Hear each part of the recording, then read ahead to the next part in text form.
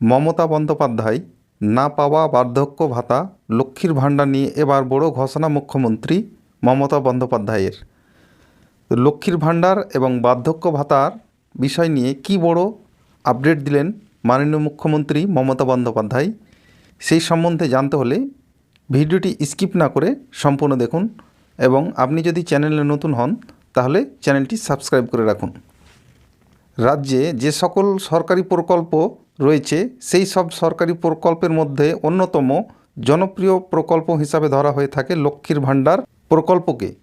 এইভাবে বার্ধক্য ভাতাকেও আরও একটি জনপ্রিয় প্রকল্প ধরা হয়।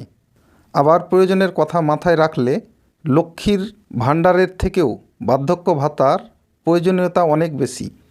এবার এই দুটি প্রকল্প নিয়ে বড় ঘোষণা করলেন মুখ্যমন্ত্রী মমতা বন্দ্যোপাধ্যায়।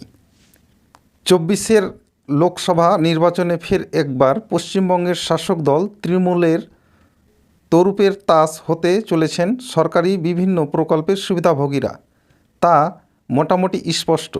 শুধু রাজনৈতিক মহলের বিশেষজ্ঞরা নন, বরং মুখ্যমন্ত্রী মমতা বন্দ্যোপাধ্যায় থেকে শুরু করে অন্যান্য নেতা মন্ত্রীদের কথা থেকেও তা স্পষ্ট।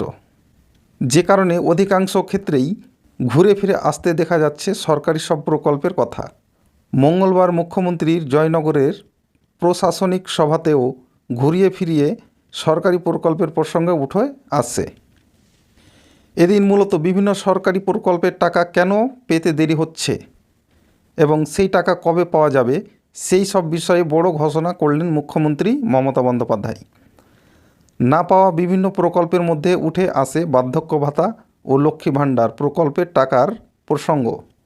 মুখ্যমন্ত্রীর কথায় এই সব প্রকল্পের টাকা আটকে রয়েছে মূলত কেন্দ্র সরকারের তরফ থেকে পাওনা টাকা আটকে দেওয়ার কারণেই।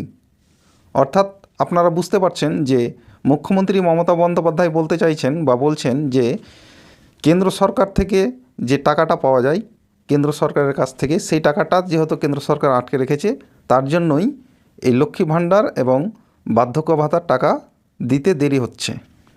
এই প্রসঙ্গে বলতে গিয়ে মুখ্যমন্ত্রী মমতা বন্দ্যোপাধ্যায় জানান, যাদের নাম এখনও পর্যন্ত বার্ধক্য ভাতা এবং লক্ষ্মীর ভাণ্ডার প্রকল্পে ওঠেনি তাদের আমরা খুব তাড়াতাড়ি সুখবর দিতে চলেছি।